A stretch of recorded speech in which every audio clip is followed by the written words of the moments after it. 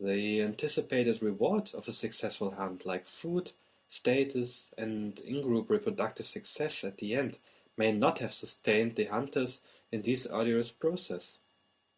For this, the most successful hunters would have experienced hunting as something appetitive in itself, regardless of the ultimate instrumental rewards.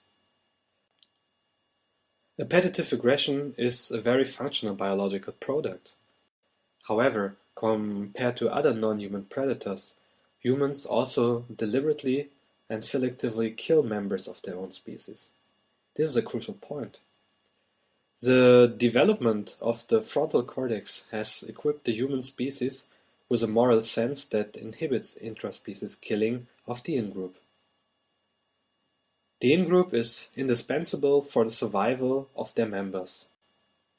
During the process of socialization, the individual is conditioned to inhibit aggressive behavior against members of the in-group, while aggression against members of the out-group is legitimated, especially when the in-group is threatened either by a physical threat or a scarcity of resources. Social psychology has taught us that the larger the gap between the in and the out group, the earlier aggressive behavior is legitimated. We find this phenomenon in small tribes as well as in current world politics, and the same is true for Rwanda. The gap between the ethnicities increased with systematic dehumanization of the outgroup, phenomena that can also be found in other genocides like those in Armenia or during World War II. There was no longer a moral inhibition of hunting people, and consequently appetitive aggression was also released. Recalling the Rwandan genocide, it can be seen as an interaction between a biological predisposition and the constellation of certain social factors, but it violates human rights.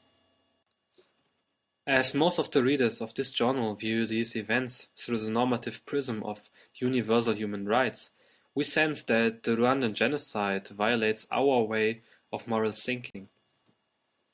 That is why we classify it as pathological, but appetitive aggression per se is not. When we think back to the horrible incident in Norway this year, many people claim that Anders Breivik must have been mentally ill. However, in other regions of the world, like in the Democratic Republic of the Congo, there are dozens of people who systematically kill in a brutish way. In a rebel society, this behavior is functional and advantageous. We therefore claim that appetitive aggression is neither a deviant phenomenon nor pathological.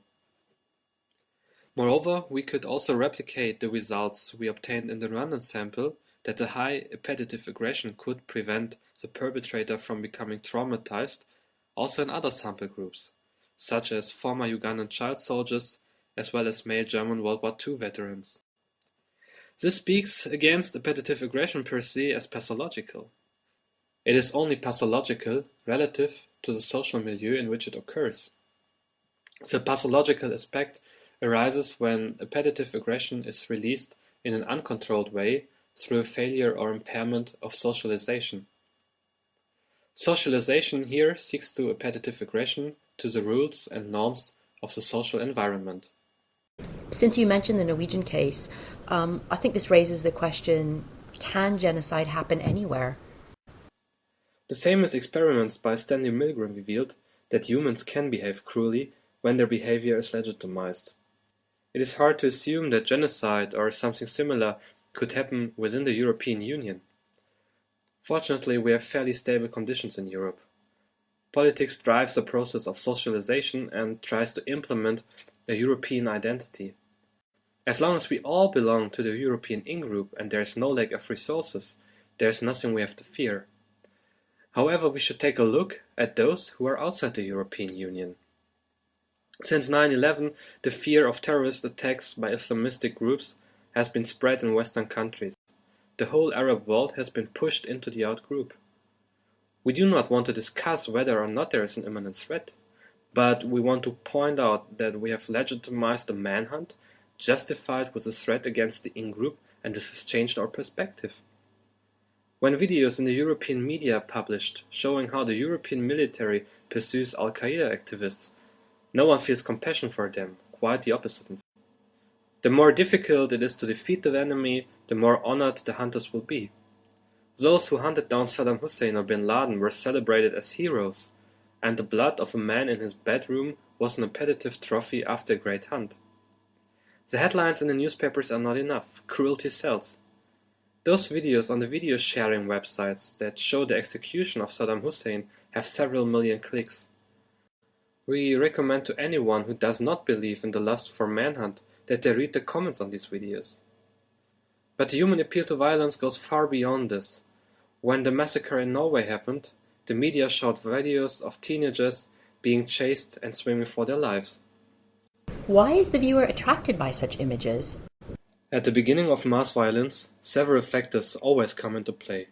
In most cases, one can find a threat to the in-group as an initiating factor, which is followed by an increasing gap between two groups.